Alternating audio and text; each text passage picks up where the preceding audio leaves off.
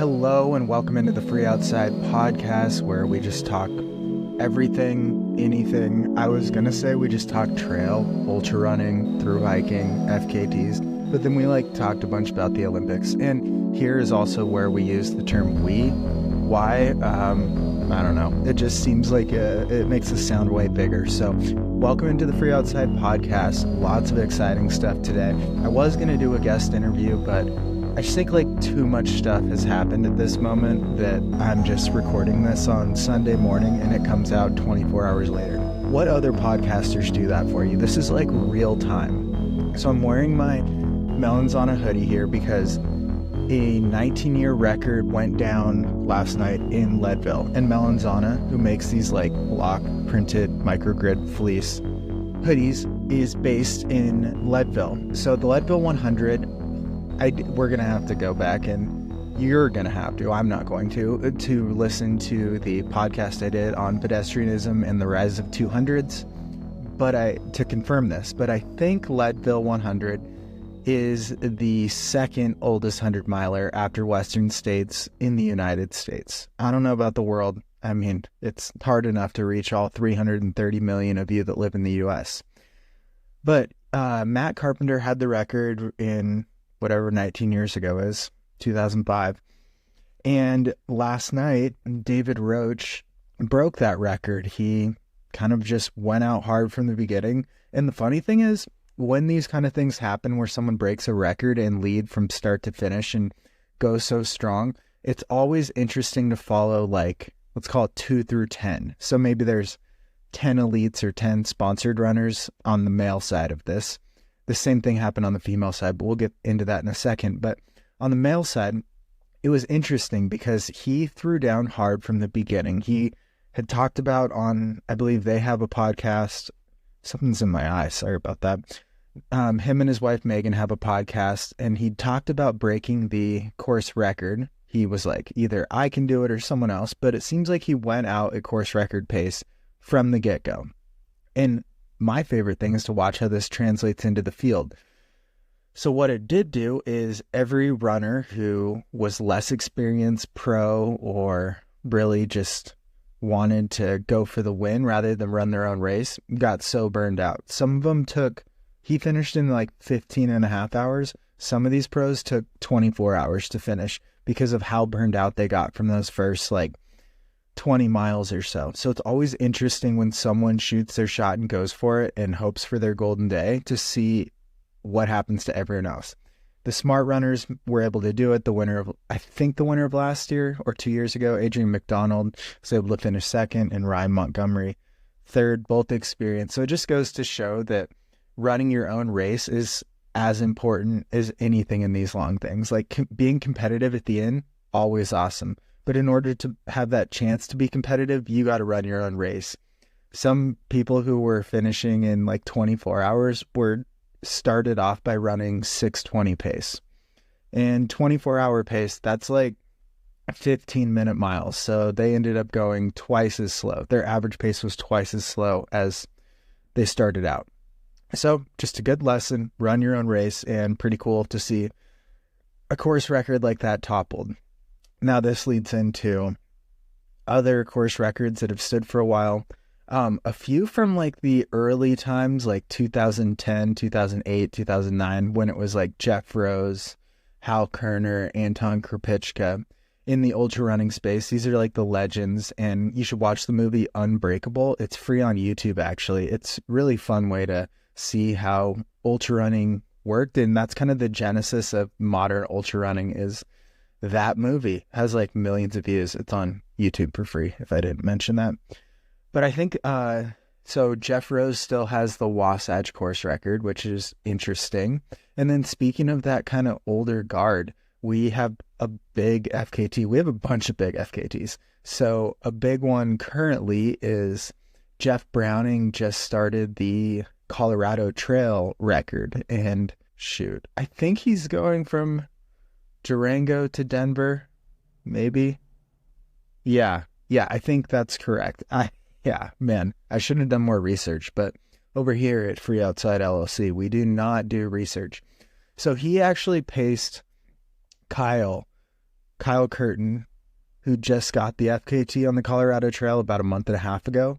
He paced him, ran with him for 30 or 40 miles on that FKT attempt and success. And now he's going after the overall FKT himself. So it's going to be interesting. The other interesting thing with Jeff is in this world of high carb fueling, which is all the rage, which basically is when athletes are shooting for, let's just call it, I think a good number is 90 plus grams of carbohydrates an hour for these. Well, it used to be just faster hundreds, but now it's even FKTs. So that's like kind of the generally accepted norm. Everyone is doing this these days. And Jeff Browning is the one who's against it. And he just ran High Lonesome 100. And he said he tried out high carb fueling. So taking in, I don't know, 70, 80, 90 grams of carbohydrates an hour. And he said it gave him stomach issues. So when everyone's going one way, Jeff Browning, who's been around the game for 15 or so years, he's going the opposite way. So he's a low carb, oxidized fat, OFM athlete is what he calls it, low carb. So he's going the other way. And the funny thing is, Kyle, who has the record, his Instagram handle is actually King of Carbs, which is hilarious because it's like the new rage and he already has that Instagram title. So we'll see how that goes. And then we can go over to the Appalachian Trail where we have Tara Dower she's going for the overall FKT or overall speed record on the Appalachian Trail. And she's maybe, 4 or 5 days in at this point. In the first, I think it was 3.5 days, call it 3 days. She did 200 miles. So she started out with a bang and she's going southbound. So she's doing all the hardest stuff first. And that trail, the Appalachian Trail, actually has more elevation gain than the Continental Divide Trail and the Pacific Crest Trail. And what's interesting about that is the Appalachian Trail is about 500, 600 miles shorter than the route everyone walks on the Continental Divide Trail.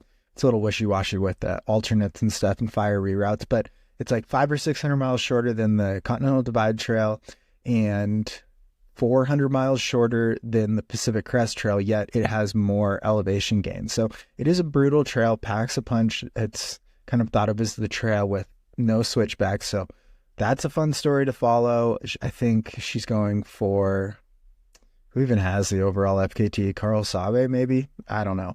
So I should know that. I just did not write any notes. It's one of those things when you start rambling, you never know where it'll go. And sometimes you get places and you get to a cliff because you realize you don't have the information that you've been leading up to. All right. Anyways, so now we'll get into some personal news, and then I had a fun, stupid little segment idea for later. So I've been doing so much running. I mean, it's probably like the most I've done. Well, I did quite a bit before the Tahoe Rim Trail FKT attempt that failed, but I've been really upping the running and the strength and stuff this week. And that means lots of time on trails, which means lots more time to fall. And this week I had a pretty good fall. I don't really ever fall, but I can't really say that for a while because my hands are really torn up. So I did, last week was like 20 hours of training. This includes like some weight training. It was 19 and a half hours of training, and it was in the last hour, actually the last probably 30 minutes of that training. So I'd already done 19 hours, and I'm running back down. I did this big out and back through the mountain range that's local here. It was like 15-mile day with maybe 4,000 feet of gain. Pretty cool route, really local, really easy. Kind of run out of water with 30 minutes left, not a big deal. So I'm kind of pushing it downhill to get back to the car, be done for the day, wrap things up, be good to go. And it's pretty smooth. I've run this section of trail probably realistically 200 times since I've moved to Bozeman. And it's easy. I have trail shoes on even. I'm feeling fine, but I just clipped my toe and then the whole world turned into slow motion. And I'm just like falling like in the slowest way possible. And I remember just thinking, like in my head it flashed, like, how is the best way going to be to land? And I just thought about shifting to the right a little in midair or to the left, landing on my shoulder, my back.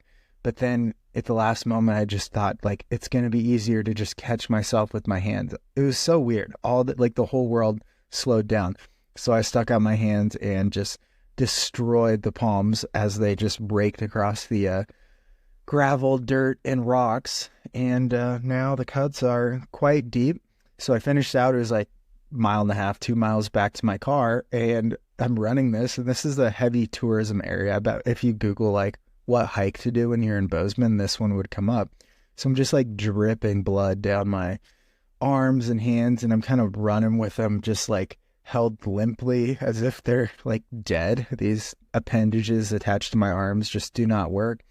So I'm running like that past all these tourists, but I got my headphones in, so I put on my unapproachable look so I wouldn't have to explain or talk to anyone or have anyone ask like, oh, are you okay? Because obviously I was not.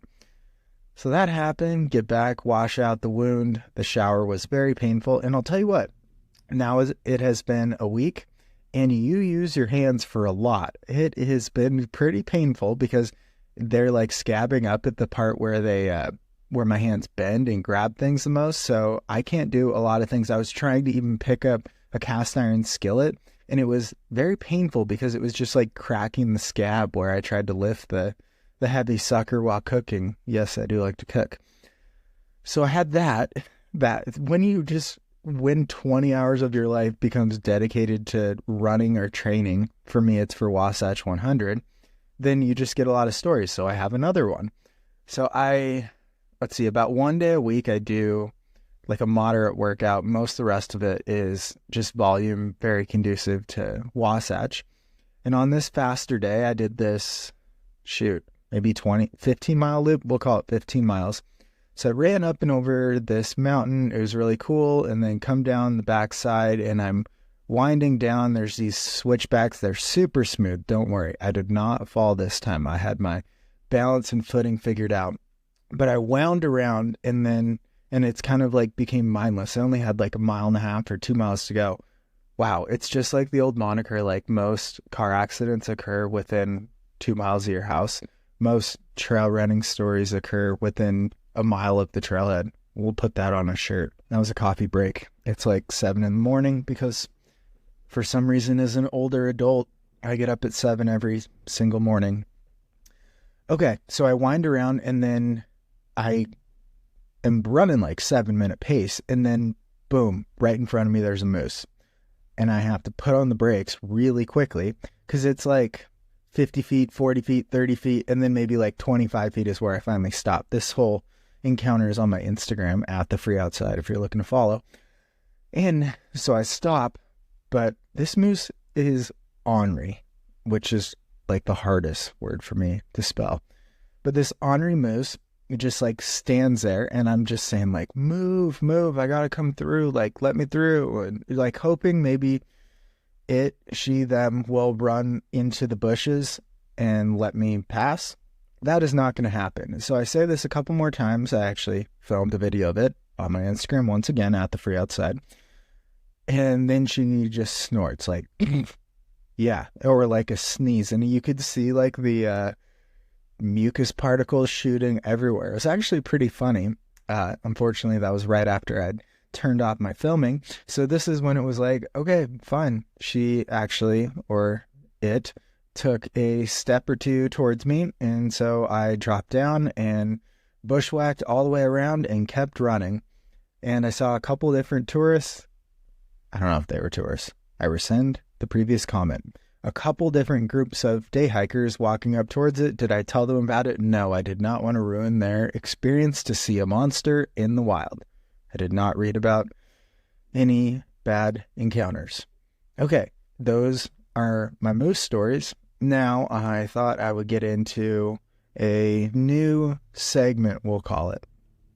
So I don't know how this segment's going to go. Okay, now I wanted to get into the lesson or the idea, the moniker, the thing I think about portion of the podcast here, which I think applies to a lot of life. And think it's been eye-opening to say to some people. So one thing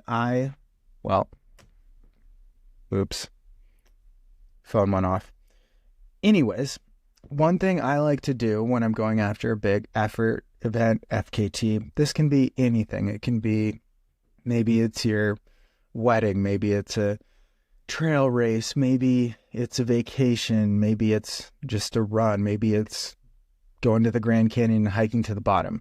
One thing I always think about is it can be hard to like buy things like expensive gels or new shoes or new socks or a new hoodie or a new rain jacket or new gear for a thru hike or something like that.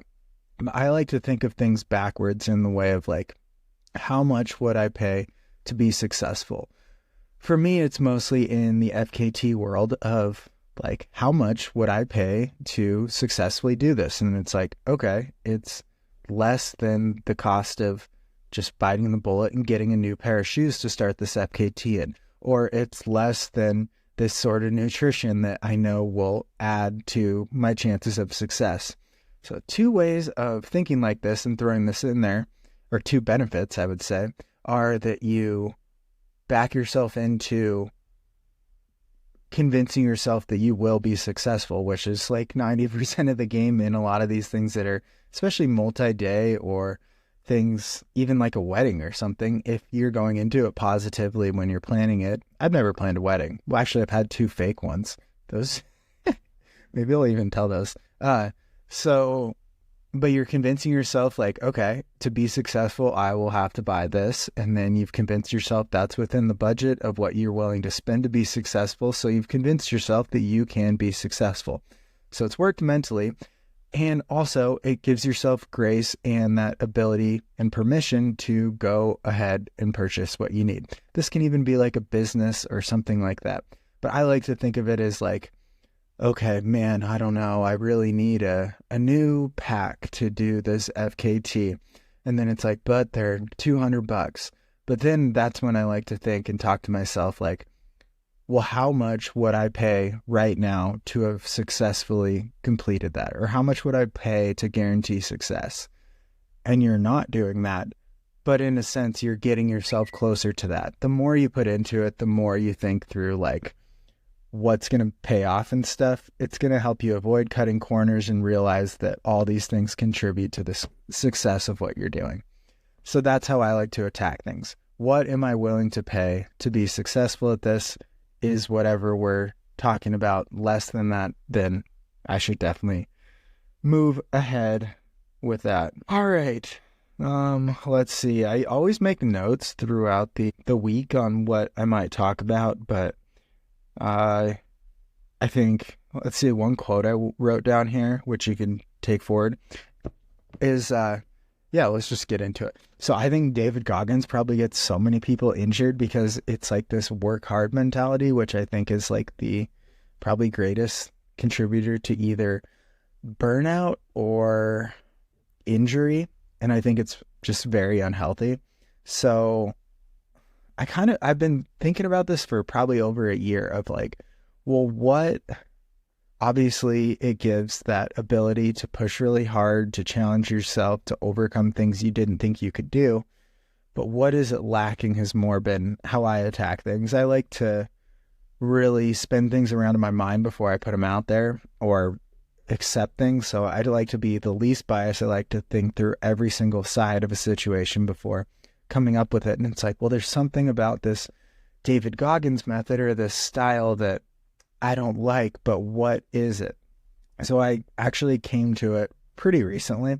And I think the interesting thing, I think David Goggins, great for, or anyone who, any influencer, anyone who's like work hard or like push hard, it's like great, but it should be on a broader scheme than like each workout or each run or anything. You don't need to sprint faster on day 1 of running. What you need to do is work harder at being consistent. And this applies to everything in life. So the thing I wrote down, I think it was just on a run a couple weeks ago, is I wrote down, you don't need to work harder. You need to work more consistently. So I think that's kind of the backbone of everything, is like, and I tell the athletes I coach that all these things in life, all these things we're accomplishing are not built on one workout. They're not built on 1 week of workouts. They're not built on 1 month of workouts or 1 month at the gym or 1 month of anything. They're built on the backs of experience and just continued ingrained patterns and habits and continued work. Anything worth getting, you cannot get overnight. I think that's a quote by somebody maybe, and if not, I will take credit for it. So I just think the biggest thing, and especially with, I don't know, I guess I might be one of the only people who's done 2 different adventures that are like 8 months long with the Great Western Loop and the Calendar Year Triple Crown, but everything about those was built on consistency. So having a plan of taking very few days where I hike 0 miles, so as they call them in the biz, zeros, and having days where some are better than others, some are worse than others, and you just take advantage and do the best you can in the day that you're in. And that's basically how you add up to 8,000 miles, because I would not even like to sign up to count to 8,000, but it's that working consistently versus working harder that really pays off. And that is going to be how we're going to tile this up with a bow, because that's why I also really like FKTs and putting out there these things for this crazy audience that we've actually built about what matters in these things. So it's that consistency of, cool, you can do a 100-mile day, but can you do 4 of them? Can you do 5 of them in a row? Can you do 50-mile days for 40 days in a row? These are the actual questions, not the how hard can you go in this moment. It's more that consistency, and I think consistency is a lot harder than just going hard. So take that, David Goggins, and I don't think any of you need to stay hard. I would say the true moniker should be stay consistent. All right, and now we need to plug a few things. If you've stayed this long, you're awesome. So I think what we're going to do, well, I don't even know why I said that. Okay, Montana Meltdown, we have this race. It's a fixed time race, so there's a 4-hour, 12-hour, 24-hour option. It's in Bozeman, Montana. Bozeman is actually easy to get to because we are the gateway to Yellowstone. In fact, while you're here, you can go to Yellowstone. So me and my girlfriend are putting on this race, and we would love for you to sign up. We just want to put on an event, a fixed time event. Why I like them is it is that chance to push yourself, consistency, to break your preconceived notions, to get more miles than you ever have. Have you wondered like how far you can go in 4 hours, in 12 hours, in 24 hours? Well, this is the best way because there's an aid station every 1.5 miles. It's a 1.5 mile loop on mostly gravel, crushed gravel, dirt. It's mostly dirt. It's like a hiking trail, I think would be how I would say it, with like 100 yards of asphalt just connected. But that's going to be the most consistent way. I had no idea how far I could go in 2 days, and I showed up to a fixed time race like this and did a 48-hour in Las Vegas, Nevada, and ended up winning with 200 miles. So it is just a really cool way to push yourself, see how far you can go, and I don't know, get a PR. It's something you can just get by continuing to go in circles. Like walking 15-minute miles will get you 100 miles in 24 hours. Isn't that crazy? That's only, even if you're not a fast walker, that's only running like maybe 2 or 3 minutes out of each 15-minute section or loop or mile to get to that pacing, to get 100 miles in 24 hours. So if you're a thru hiker, we'll figure out somewhere for you guys to set up your tent. You can even walk the whole thing with a backpack. If you're an ultra runner, come on out. The link will be in the, it's not in the bio. The link will be in the show notes. That's what they call it in the podcasting world. And if you're an FKT or anything in between, come on out. So October 12th, would love to see you out here. And that's all I got this week. It's going to be a busy week. You know how I said I was going to go explore the Wind River Range? I'm not going to, because I'm actually going to go explore a different mountain range. So this is why I don't always love to plan, because you never know when something will come up. So a friend, I've done the John Muir Trail extend. I called it the John Muir Trail Plus back then. Actually, his name is John, so it fits really well. For his birthday, he is flying out, and we're going to go do the Ruby Crest Trail out and back. So that'll be fun. That'll be next weekend. Maybe give a recap. I don't know, one of these weeks. I'll have guests on too, but this is just a weird week. Have a couple guest interviews in the, in the chamber, but yet to make it public yet. All right.